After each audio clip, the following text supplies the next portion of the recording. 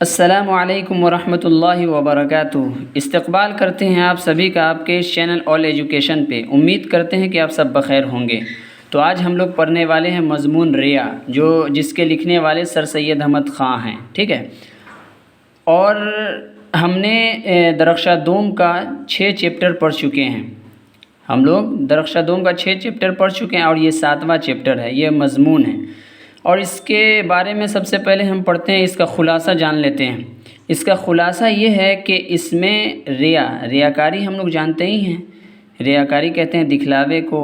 ریاکاری اس میں یہ بتایا گیا ہے کہ جس کا ظاہر کچھ ہو اور باطن کچھ ہو، یعنی اندر سے اچھا ہو اور باہر سے برا ہو، یا باہر سے برا ہو اندر سے اچھا ہو۔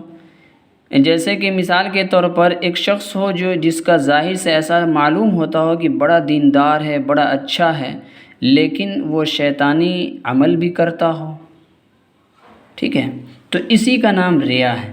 یا بری عمل کو وہ نیکی سمجھ کر کرتا ہو تو اس کا نام ریا ہے۔ یا اسی طرح کہ وہ اپنے غلط فہمی یا شبہے کی وجہ سے وہ کام کرتا ہو، صحیح اور غلط کی تمیز نہ کر پاتا ہو، اور برے کو بھی نیکی سمجھ لیتا ہو اور نیکی کو بھی نیکی سمجھ لیتا ہو، تو یہ بھی ریا ہے۔ تو ان سب چیزیں کے بیچ سمجھ بنانے کی ضرورت ہے۔ تو سب سے پہلے آئیے پڑھتے ہیں ہم رائٹر کے بارے میں۔ جی، سر سید احمد خان، ان کے بارے میں ہے۔ سر سید احمد خان دلی کے ایک معزز گھرانے میں 1817 میں پیدا ہوئے۔ سر سید کی تربیت ان کی والدہ کے زیر سایہ ہوئی۔ ان کے والد کا انتقال ہو گیا تو ان کی تربیت ان کے والدہ کے زیر سایہ، ان کے ماں کے زیر سایہ ہوئی۔ تحصیل علم کے بعد 1862 میں غازی پور میں انہوں نے ایک انجمن سائنٹیفک سوسائٹی کے نام سے بنائی۔ 1869 میں سر سید احمد انگلستان گئے۔ واپس آ کر انہوں نے تہذیب الاخلاق نام سے ایک رسالہ جاری کیا، جس میں سماجی، تہذیبی اور ادبی مضامین شائع ہوتے تھے۔ رسالہ سمجھتے ہیں آج کے دور کے مطابق آپ کو سمجھائیں، جس طرح آج ایک روزانہ اخبار نکلتا ہے، اسی طرح سے ایک رسالہ ہوا ہوتا ہے جو کتابی شکل میں چند صفحات پر مشتمل ہوتے ہیں۔ میں نے ایک رسالہ علی گڑھ سے جاری کروایا تھا، جو مجھے بائی پوسٹ میرے پاس پہنچتا تھا۔ اس میں بہت سے مضامین ہوتے ہیں، ادبی مضامین ہوتے ہیں، اور اسی طرح سیرت بھی ہوتی ہے، بہت ساری باتیں ہوتی ہیں، اصلاحی باتیں ہوتی ہیں۔ تو رسالہ سمجھ گئے ہوں گے۔ سر سید احمد خان نے علی گڑھ میں ایک اسکول کھولا۔ 1878 میں محمڈن انگلو اورینٹل کالج بنایا۔ وہ اسکول کا نام محمڈن انگلو اورینٹل کالج کے نام سے پھر علی گڑھ مسلم یونیورسٹی کی شکل میں ابھر کر سامنے آیا۔ 1878 میں سر سید احمد خان کو سر کا خطاب ملا، جو ان کے نام کا ایک حصہ بن گیا۔ سر سید احمد خان کی تصانیف میں آثار السنادید اور اسباب بغاوت ہند خاص طور پر اہمیت رکھتی ہے۔ اردو کی نئی علمی نثر کی بنیاد ڈالنے کے ساتھ ساتھ سر سید نے اردو میں مختصر مضمون نگاری کو فروغ دیا۔ لمبی تحریروں کے بجائے چند صفحات میں کام کی باتیں کہنے کا فن سر سید نے عام کیا۔ سر سید کی نثر میں وہی وزن اور وقار ہے جو ان کی شخصیت میں تھا۔ سر سید احمد خان کا انتقال 1898 میں ہوا اور علی گڑھ مسلم یونیورسٹی میں دفن ہوئے۔ اب پڑھتے ہیں مضمون ریا۔ جی، یہ مضمون ہے ریا۔ پڑھتے ہیں، ریڈنگ کرتے ہیں۔ دنیا میں ایسے لوگ بھی بہت ہیں جن کا ظاہر کچھ اور باطن کچھ ہوتا ہے۔ دنیا دار اور رند مشرب آدمی جس قدر کے دراصل وہ بد ہیں۔ رند مشرب کہتے ہیں شرابی کبابی کو، ٹھیک ہے۔ اس سے زیادہ وہ اپنے تئیں وہ بد بناتے ہیں، اور دیندار کی بناوٹ کرنے والے جس قدر کے ہوتے ہیں اس سے زیادہ نیک اپنے آپ کو جتلاتے ہیں۔ اور دیکھے ہوں گے کہ جو برے لوگ ہوں گے اپنے آپ کو نیک ثابت کرتے ہیں اور نیکوں کی برائی کرتے رہتے ہیں۔ تو دیندار کی ذرا سی باتوں سے بھی بھاگتے ہیں، اور دن رات عشق و تماش بینی اور لچپنے کی باتوں کی، جن کو دراصل انہوں نے کی بھی نہیں، یعنی کہ جو وہ باتیں کرتے ہیں نیکی کی، کبھی وہ نیکی نہیں کرتے ہیں لیکن باتیں کرتے ہیں، صرف گپے اڑاتے ہیں، اور یہ حضرت بے شمار گناہوں اور بدیوں کے ایک ظاہری دینداری کے پردے میں چھپاتے ہیں، یعنی ہزار برائیاں کرتے ہیں لیکن بات بنا کر اپنی برائیاں چھپاتے ہیں۔ اور ٹٹی کی اونچل میں شکار کھیلتے ہیں، ایک محاورہ ہے۔ میں سمجھتا ہوں کہ یہ دونوں قسم کے آدمی چندہ بڑے نہیں، مگر ایک اور تیسرے قسم کے لوگ ہیں جو ان دونوں قسموں کے سے علیحدہ ہیں، اور انہی کا کچھ ذکر میں اس تحریر میں کرنا چاہتا ہوں۔ ان کی بناوٹ ایک اور ہی عجیب قسم کی ہے۔ وہ اپنی بناوٹ سے دنیا کے لوگوں ہی کو فریب نہیں دیتے بلکہ اکثر خود آپ بھی دھوکہ میں پڑتے ہیں۔ وہ بناوٹ خود ان کے دل کے حال کو چھپاتے ہیں۔ اب دیکھیے، یہ تو بات کر رہے ہیں ان لوگوں کو جو بوڑھے ہی ہیں، جو لوگوں کے سامنے ہیں، جو اچھے برے سب لوگوں کے سامنے۔ لیکن ایک وہ شخص کی بات ہے جو بالکل ظاہر سے ایسا لگتا ہو، جو معاشرے میں سب سے اچھے لگتے ہوں، لیکن وہ اندرون سے سب سے خطرناک ہو۔ ان کی بات وہ ان دونوں سے زیادہ اور خطرناک ہے۔ وہ کیا ہے کہ بھائی وہ برائی کو بھی نیکی سمجھ کر کرتے ہیں، تو یہ اس سے بھی زیادہ برا ہے۔ ایک تو یہ ہوا کہ یہ برائی کرتے ہیں لیکن اپنی برائی کو نیکی کے زور سے چھپانا چاہتے ہیں، اور وہ یہ ہے کہ وہ برائیوں کو نیکی سمجھتے ہیں، تو ان دونوں سے زیادہ برے تو ہوئے ہی نہیں نا۔ جس قدر کے در حقیقت وہ نیک ہے، اس سے زیادہ ان کو نیک جتاتی ہے۔ پھر تو وہ لوگ یا اپنی بدیوں پر خیال ہی نہیں کرتے یا ان بدیوں کو نیکیاں سمجھتے ہیں۔ مقدس داؤد نے نہایت دلچسپ لفظوں میں اسی برائی سے پناہ مانگی ہے اور اس طرح پر خدا کی مناجات کی ہے: کون اپنی غلطیوں کو سمجھ سکتا ہے؟ تو ہی مجھ کو میرے پوشیدہ عیوب سے پاک کر۔ جو لوگ علانیہ بدی کرتے ہیں، اگر ان کو بدیوں اور گناہوں سے بچانے کے لیے نصیحت کی ضرورت ہے تو وہ لوگ جو در حقیقت موت کی راہ چلتے ہیں اور اپنے تئیں نیکی اور زندگی کے راستے پر سمجھتے ہیں، کس قدر رحم کے لائق ہیں اور کتنی نصیحت کے محتاج ہیں۔ بس میں چند قاعدے بیان کرنا چاہتا ہوں جن سے وہ بدیاں جو دل کے کونوں میں چھپی ہوئی ہوتی ہے اور جن کے چھپے رہنے سے انسان اپنے دل کا سچا حال آپ نہیں جان سکتا، معلوم ہو سکے۔ ٹھیک ہے، یعنی جو قاعدے بیان کرنا چاہتا ہوں، جو انسان جو اپنے دل کے کونے میں برائی چھپا کے رکھتے ہیں اور اس کو نیکی سمجھتے ہیں، تو ان کے لیے میں قاعدے بتلا رہا ہوں۔ وہ اپنے آپ کو نہیں سمجھ پاتے، اپنے آپ ہی نہیں سمجھ پاتے کہ میں صحیح ہوں یا غلط ہوں۔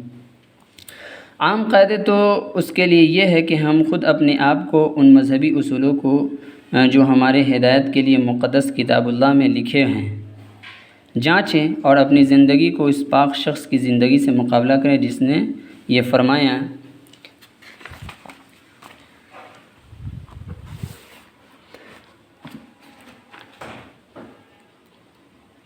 انما بشر مثلکم یوحی الی انما الہکم الہ واحد۔ یہ 16 پارہ کی آیت ہے۔ ٹھیک ہے، رسول اللہ صلی اللہ علیہ وسلم نے فرمایا کہ بلا شبہ میں تمہارے طرح انسان ہوں، پس میرے پاس وحی آتی ہے اور تمہارے پاس نہیں آتی، بے شک تمہارا معبود ایک ہے۔ ٹھیک ہے، اس آیت سے یہ معلوم ہوتا ہے کہ اللہ کے رسول صلی اللہ علیہ وسلم نے فرمایا کہ میں بھی ایک نسل انسانی سے پیدا کیا گیا ہوں۔ جو دوسری حدیث سے مجھے یہ معلوم ہوتی ہے: لا تطرونی کما اطرت النصارى عیسی ابن مریم فانما انا عبدہ فقولوا عبدہ ورسولہ۔ اس سے یہ معلوم ہوتا ہے کہ جو شخص اللہ کے رسول صلی اللہ علیہ وسلم کی بیجا تعریف کرتے ہیں اور تعریف میں غلو کر جاتے ہیں، ان کو اس سے روکا گیا ہے۔ چونکہ جس طرح عیسائیوں نے عیسیٰ بن مریم کی تعریف کی اور ان کو اللہ کا بیٹا قرار دیا، تو اسی طرح سے اللہ کے رسول صلی اللہ علیہ وسلم نے منع کیا کہ تم لوگ میری ضرورت سے زیادہ تعریف نہ کرو۔ تو یہ بھی لوگ ریاکاری میں شامل ہوں گے جو ضرورت سے زیادہ تعریف کرتے ہیں۔ ٹھیک ہے، چونکہ ہو سکے کہ کچھ بھی کہہ دیں، ہے کہ نہیں؟ تو فرمایا کہ تم لوگ مجھے اللہ کا بندہ اور رسول کہو۔ ٹھیک، اور جو اس درجہ کمال تک پہنچا جہاں تک کہ انسان کا پہنچنا ممکن ہے، اور جس کی زندگی ہماری زندگی کے لیے نمونہ ہے، اور جو اپنی پیروی کرنے والوں کے لیے بلکہ تمام دنیا کے لیے بڑا ہادی اور بہت بڑا دانا استاد ہے۔ ان دونوں قاعدوں کے برتنے میں بڑی بڑی غلطیاں پڑتی ہیں۔ کچھ تو لوگوں کی سمجھ میں غلطیاں ہوتی ہیں۔ ظاہر سی بات ہے اس آیت سے اکثر لوگ سمجھ نہیں پاتے ہیں۔ تو اللہ من یرید اللہ بہ خیرا ان یفقہہ فی الدین، اللہ جس کو چاہتا ہے دین کی سمجھ عطا کرتا ہے۔ دین کی معلومات اکٹھا کر لینا دین کی سمجھ نہیں ہے۔ اور کچھ آپس میں اختلاف رائے ہوتا ہے جو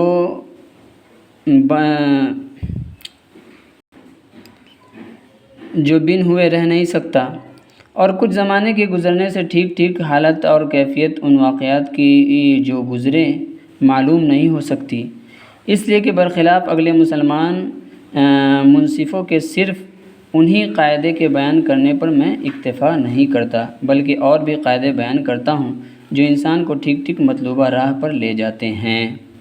اب دیکھیے قرآن کی کسی بھی آیت کو سمجھنے کے لیے آپ کو معلوم کرنا ہوگا شان نزول کے بارے میں، اور آپ کو ان آیت کی تشریح کن کے بارے میں دیکھنا ہوگا؟ جو آپ سے بے لوث محبت کرتے تھے صحابہ، ان کی تشریح کو پڑھیے، ان کی شروحات کو پڑھیے، تب جا کر اس آیت کے پس منظر اور صحیح شان نزول کو سمجھیے گا، ورنہ آسان نہیں ہے قرآن کی آیت کو صحیح سمجھنا۔ اپنے پوشیدہ عیوبوں کو معلوم کرنے کا ایک عمدہ قاعدہ یہ ہے کہ ہم بات پر غور کریں کہ ہمارے دشمن ہم کو کیا کہتے ہیں، اور ہمارے دوست اکثر ہمارے دل کے موافق ہماری تعریف کرتے ہیں، یا تو ہمارے عیب ان کو عیب ہی نہیں معلوم ہوتے ہیں اور ہماری خاطر کو ایسا عزیز رکھتے ہیں، یعنی ہماری کوئی بات کو ایسا عزیز رکھتے ہیں کہ اس کو رنجیدہ نہ کرنے کے خیال سے ان کو چھپاتے ہیں۔ مثال کے طور پر مجھ سے کوئی غلطی ہو، میرے کوئی دوست ہو، مجھے کبھی میری برائی نہیں کی ہے، تو کہیں گے ان کی غلطی کو ہم کیسے بتائیں یا ان کو تکلیف ہو جائے گی۔ ایسا نہیں ہے، ٹھیک ہے، ایسا نہیں ہونا چاہیے۔ ایسی نرمی سے کہتے ہیں کہ ہم ان کو نہایت ہی خفیف سمجھتے ہیں، برخلاف اس کے کہ دشمن ہم کو خوب ٹٹولتا ہے اور کونے کونے سے ڈھونڈ کر ہمارے عیب نکالتا ہے، اور وہ دشمنی سے چھوٹی بات کو بھی بہت بڑا کر دیتا ہے، مگر اکثر اس کی کچھ نہ کچھ اصلیت ہوتی ہے۔ اس سے اچھا وہ اس کو سمجھا گیا کہ جو دشمن ہے، جو میری عیوب کو ٹٹولتا رہتا ہے اور ایک چھوٹی سی بات کو بھی بڑا بنا کر پیش کرتا ہے، اس سے اچھا تو وہ ہے کہ وہ عیب اگر میرے اندر نہیں ہے تو پھر ہم اللہ کا شکر ادا کرتے ہیں، وہ عیب ہے تو ہم اس پر غم زدہ ہوتے ہیں، اللہ سے توبہ استغفار کرتے ہیں۔ تانبہ شدہ چیز کے مردم نگوید چیز ہاں، جب تھوڑی چیز ہوتی ہے تو اس کو بڑھایا جا سکتا ہے۔ دوست ہمیشہ اپنے دوست کی نیکیوں کو بڑھاتا ہے اور دشمن عیوب کو، اس لیے ہم کو اپنے دشمن کا زیادہ احسان مند ہونا چاہیے کہ ہم کو ہمارے عیوبوں سے مطلع کرتا ہے۔ اگر ہم نے اس کے طعنوں کے سبب ان عیوبوں کو چھوڑ دیا تو دشمن سے ہم کو وہی نتیجہ ملا جو ایک شفیق استاد سے ملنا چاہیے تھا۔ دشمن جو عیب صحیح یا غلط نہ ہم میں لگاتا ہے، ہمارے فائدے سے خالی نہیں۔ اگر وہ ہم میں ہوتا ہے تو ہم اپنے عیب سے مطلع ہوتے ہیں، اور اگر نہیں ہوتا تو خدا کا شکر کرتے ہیں کہ وہ عیب ہم میں نہیں۔ سچ ہے کہ دشمن از دوست ناسے ترست ہیں، جز نہ کوئی نگویدو ہیں۔ دشمن از دوست ناسے ترست ہیں، جز نہ کوئی نگویدو ہیں، جز بدی بخوید۔ ٹھیک ہے، یہ فارسی کا شعر ہے، پڑھنے میں بھی دشواری ہو رہی ہے جی۔ دشمن دوست سے زیادہ ناسے ہے، اور اس لیے کہ وہ دوست سوائے نیکی کے اور کچھ نہیں کہتا، اور وہ دشمن سوائے برائی کے اور کچھ نہیں کہتا۔ ٹھیک ہے، پلوٹارک کا دشمنی کے فائدوں پر جو مضمون ہے اس میں اس نے یہ بات لکھی ہے کہ دشمن جو ہم کو بدنام کرتے ہیں اس سے ہم کو ہماری برائیاں معلوم ہوتی ہے، اور ہماری گفتگو میں اور ہمارے چال چلن میں اور ہماری تحریر میں جو نقص ہیں وہ بغیر ایسے دشمن کی مدد کے کبھی معلوم نہیں ہوتے۔ ٹھیک ہے، علی ھذا القیاس اگر ہم خود اپنے آپ کو سمجھنا چاہیں کہ ہم کیا ہیں تو ہم کو اسی بات پر غور کرنا چاہیے کہ جو لوگ ہماری تعریف کرتے ہیں اس میں سے ہم کس قدر کے مستحق ہیں، اور پھر یہ سوچنا چاہیے کہ جن کاموں کے سبب سے وہ تعریف کرتے ہیں یا نہیں، اور پھر ہم کو یہ بھی سمجھنا چاہیے کہ وہ نیکیاں جن کے سبب ہماری تعریف کرنے والے ہماری تعریف کرتے ہیں دراصل ہم میں کہاں تک ہے۔ ان باتوں پر انسان کو بخوبی غور کرنا نہایت ضروری ہے، کیونکہ ہمارا یہ حال ہے کہ کبھی تو ہم لوگوں کی رائوں کو جو ہماری نسبت ہیں پسند کر کے اپنے تئیں بہت بڑا سمجھنے لگتے ہیں، اور کبھی ان کو ناپسند کرتے ہیں اور جو کچھ ہمارا دل کہتا ہے اس کے مقابلے میں ان تمام رائوں کو نہیں مانتے۔ ہم کو ایسی نیکی پر بھی جس کو ہم نے اپنے خیال میں نیک سمجھا ہے مگر در حقیقت اس کی نیکی مشتبہ ہے، زیادہ اصرار نہیں کرنا چاہیے، بلکہ لوگوں کی رائوں کو بھی نہایت قدر و منزلت کرنی چاہیے جو ہم سے اختلاف رکھتے ہیں اور جو عقلمند اور نیک دل ہیں، اور جس طرح ہم نیک دلی سے بات کہتے ہیں اسی طرح وہ بھی نیک دلی سے ہم سے مخالفت کرتے ہیں، مگر یہ بھی دیکھنا چاہیے کہ ان اختلاف کے کرنے والوں میں صرف آزادی رائے اور اس دلی نیکی سے جس کے سرچشمہ کے صوت قدرت نے ہر ایک انسان کے دل میں کھولی ہے۔ اختلاف کیا ہے؟ یا کسی بیرونی دباؤ یا پابندی، رسم و رواج اور تعصب و تقلید نے اس کے دل کو پھیرا ہے، کیونکہ اگر یہ پچھلی بات اختلاف رائے کا سبب ہو تو وہ نہایت بے قدر ہو جاتی ہے۔ جہاں ہم کو دھوکہ کھانے کا احتمال ہے وہاں ہم کو نہایت ہوشیاری اور بہت خبرداری سے کام کرنا چاہیے۔ حد سے زیادہ سرگرمی اور تعصب اور کسی خاص فرقہ کو یا کسی خاص رائے کے لوگوں کو برا اور حقیر سمجھنا، یہ ایسی باتیں ہیں جن سے ہزاروں آفتیں پیدا ہوتی ہیں، وہ فی نفسی نہایت ہی بری ہیں، گویا کہ وہ ہم سے کمزور دل آدمیوں کو اچھی معلوم ہوتی ہے، مگر اس پر بھی خیال رکھنا چاہیے کہ ایسے لوگ بھی دنیا میں ہیں جو دینداری اور نیکی کے لیے نہایت مشہور ہیں، مگر نہایت لغو اور نرے شیطانی اصولوں کو نیکی سمجھ کر اپنے دلوں میں اس کی جڑیں گاری ہے۔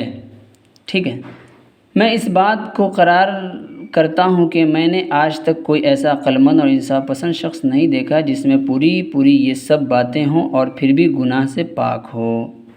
اسی طرح ہم کو ان کاموں سے بھی ڈرنا چاہیے جو انسان کے کمزور دل کی قدرتی بناوٹ سے یا کسی خاص شوق سے یا کسی خاص تعلیم کے اثر سے یا کسی اور سبب سے ہوتی ہے، جس میں ہمارے دنیاوی فائدے ہیں۔ ایسی حالت میں انسان کی سمجھ نہایت آسانی سے حق بات کی طرف سے پھر جاتی ہے اور اس کا دل غلطی کی طرف مائل ہو جاتا ہے، اور یہی باتیں جن کے سبب سے تعصب اور ہزاروں غلطیاں اور پوشیدہ برائیاں اور لامعلوم عیب انسان کے دل میں گھس جاتے ہیں، جس کام کے کرنے میں عقل کے سوا اور جذبوں کی بھی ترغیب ہو اس کے کرنے میں عقل مند آدمی کو ہمیشہ ڈرنا اور ہمیشہ اس پر شبہ کرنا چاہیے کہ ضرور اس میں کوئی نہ کوئی برائی چھپی ہوئی ہوگی۔